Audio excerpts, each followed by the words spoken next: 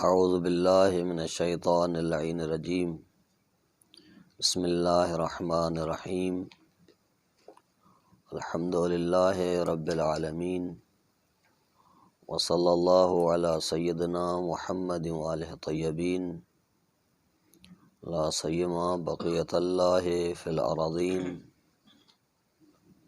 واللعن الدائم علی اعدائہم اجمعین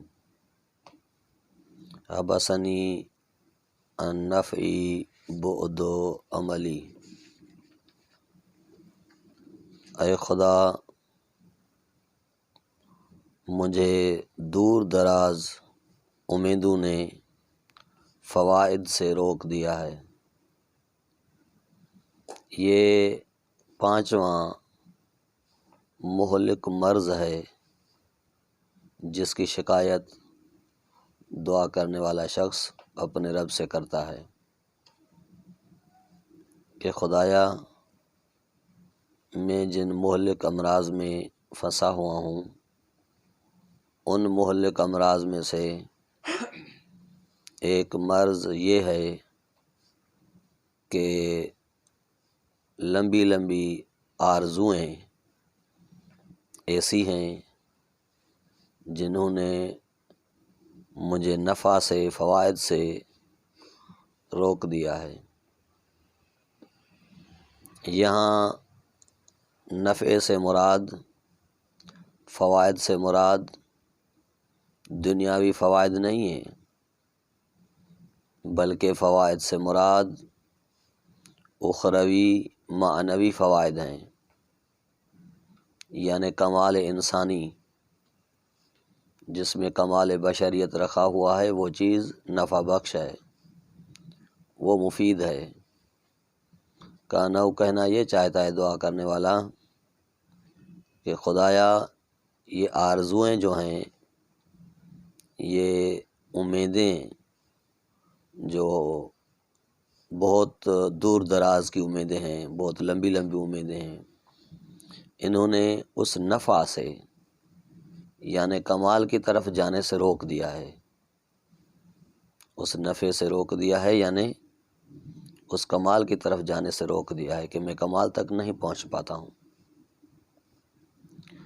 تو دیکھیے، امید یا آرزو بنفس ہی نہ حسن ہے نہ کبھی ہے، نہ بد ہے نہ بہتر ہے، اس میں کوئی خاصیت نہیں ہے۔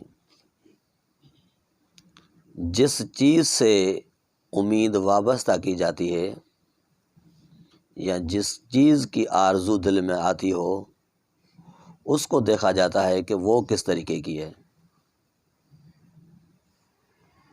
آیا وہ شے حسن ہے تو امید بھی حسن ہو جائے گی، اگر وہ شے کبھی ہے تو امید بھی کبھی ہو جائے گی۔ تو دراصل اس چیز کو دیکھنا ہے کہ یہ جو آرزو انسان کے اندر پیدا ہوتی ہے وہ کس چیز سے آرزو کرتا ہے۔ اسی وجہ سے آرزو اور امید کی تعریف بھی وارد ہوئی ہے اور تنقید بھی وارد ہوئی ہے۔ وہ امیدیں اور آرزوئیں جو کمال کے حصول کے لیے ہیں، مثلاً علمی درجات کے حصول کے لیے ہے کہ انسان اخلاق حسنہ اور علمی درجات کے حصول کی امید رکھتا ہے اور آرزو کرتا ہے، اور اس کے تگ و دو میں رہتا ہے کہ وہ چیزیں اسے حاصل ہوں، تو یہ بنفس ہی بہترین امیدیں ہیں اور بہترین آرزویں ہیں اور کرنی چاہیے، حاصل ہونی چاہیے۔ کہ روایت میں بھی ہے کہ رسالت مآب صلی اللہ علیہ وآلہ وسلم فرماتے ہیں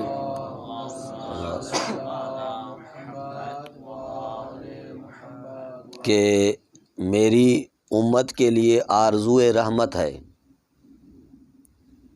کیونکہ اگر یہ آرزو نہ ہو تو پھر کوئی ماں اپنے بچے کو دودھ نہ پلاتی اور کوئی کسان کسی درخت کو نہ لگاتا۔ یہ جو ایک دوسرے سے تعاون ہو رہا ہے، یہ وہ آرزو رحمت ہے، پیغمبر ہے، تو یہ کرنی چاہیے، اس میں کوئی حرج نہیں ہے۔ یا مثلاً بعض دعاؤں میں یہ جملہ وارد ہوا ہے کہ اللہم انی اسألک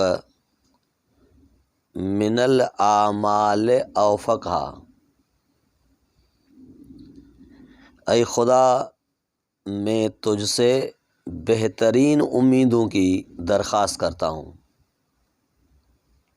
جو موفق امیدیں ہوں، جو کامیابی کی طرف لے جانے والی امیدیں ہوں۔ میں آپ خدا سے ان کی درخواست کرتا ہوں کہ وہ مجھے عطا فرما اور میرے اندر پیدا فرما، کہ ایسی امیدیں ہونی چاہیے انسان کے اندر، کمال کی خواہش، حقیقت بشریت کی خواہش، اخلاق کی خواہش، یہ خواہشات اور امیدیں بد نہیں ہیں بلکہ بہتر ہیں اور ہونی چاہیے۔ لیکن یہی امیدیں اگر دنیا سے وابستہ ہو جائیں اور ایسی امیدیں جو انسان کے کمالات سے انسان کو مایوس کر دیں اور مانع ہو جائیں، تو وہ مثلاً حرص کی امیدیں، لالچ، بخل، ایسی چیزیں اگر انسان کے اندر آ جائیں تو یہ شیطانی امیدیں اور آرزوئیں ہیں، ناپسند چیزیں ہیں، تو یہ امید کبھی ہو جائے گی۔ اور دعا میں جن امیدوں کو مرض کہا گیا ہے کہ خدایا میں مرض میں مبتلا ہو چکا ہوں، کہ لمبی لمبی آرزوئیں ایسی ہیں جنہوں نے مجھے فوائد سے روک دیا ہے، تو یہ امیدیں وہ ہیں جو دنیا سے وابستہ ہیں، یہ امیدیں وہ ہیں جو بد ہیں، بد چیزوں سے انسان کی امیدیں وابستہ ہیں، اور یہ مضر ہیں، یہ انسان کو بدبخت کر دیتی ہیں۔ تو انسان ان کمال معنوی سے مایوس ہو جاتا ہے اور نفع بخش نہیں ہوتا۔ اس طریقے کی آرزوئیں ایسی ہیں جن کے لیے بہت سی روایات میں مذمت وارد ہوئی ہے، مذمت کی گئی ہے ان آرزوؤں کی۔ تو ایک دو روایت میں آپ کی خدمت میں عرض کرتا ہوں۔ امیر کائنات علی بن ابی طالب فرماتے ہیں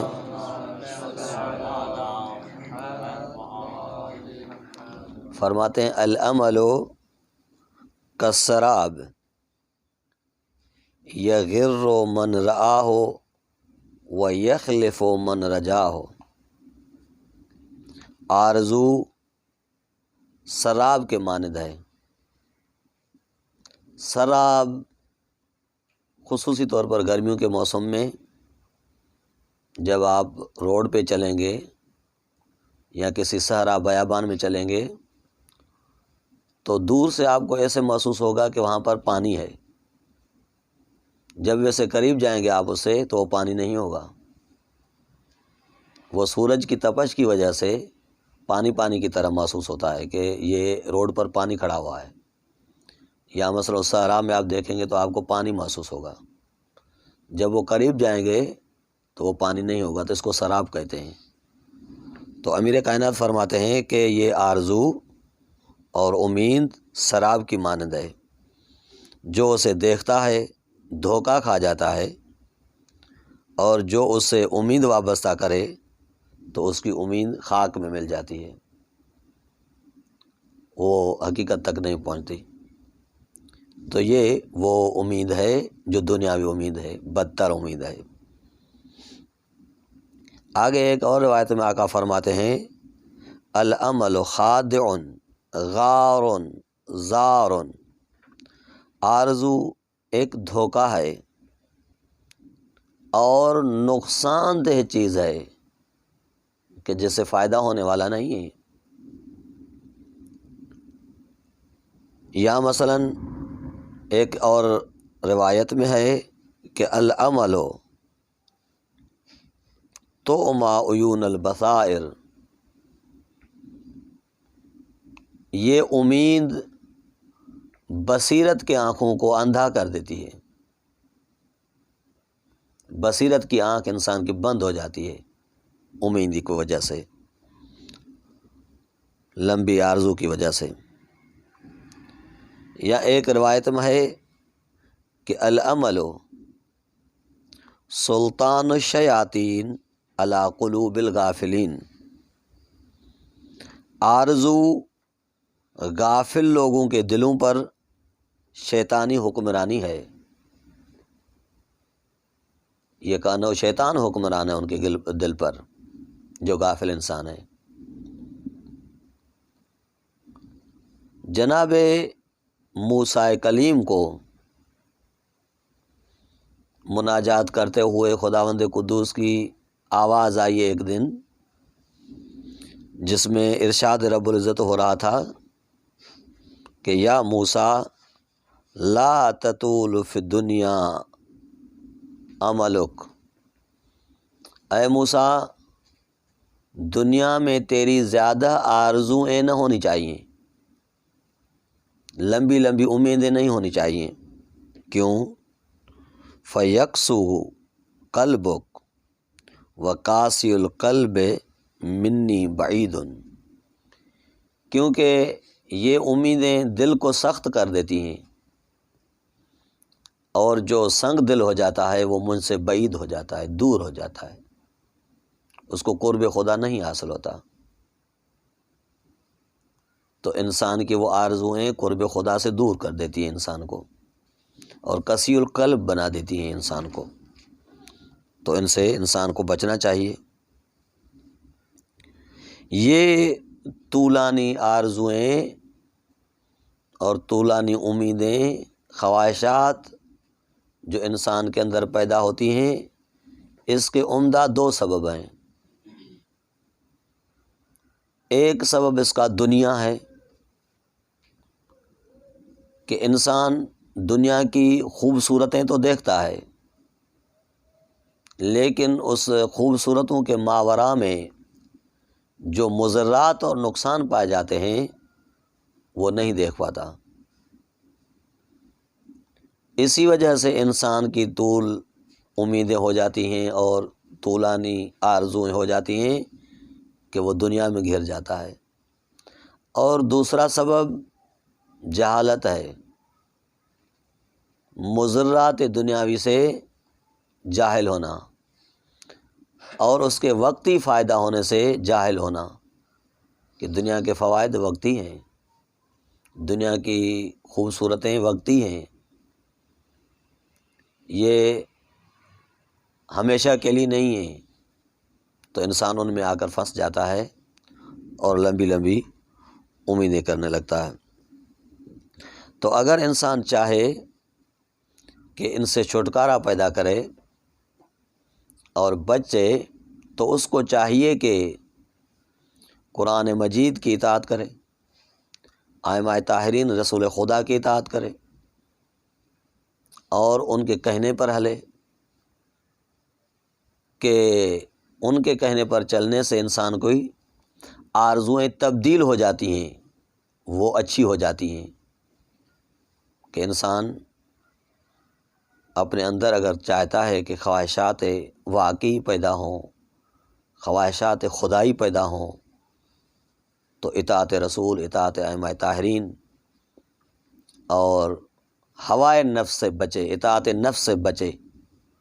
جو اطاعت نفس کی مخالفت کرے گا اور اسے بچے گا، تو در واقع وہی انسان ہے جو کمال کی طرف رواں دواں ہو جائے گا۔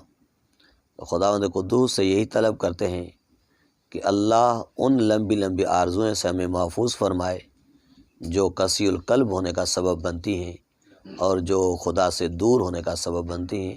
وصلی اللہ علی محمد وآلہ طیبین الطاہرین المعصومین۔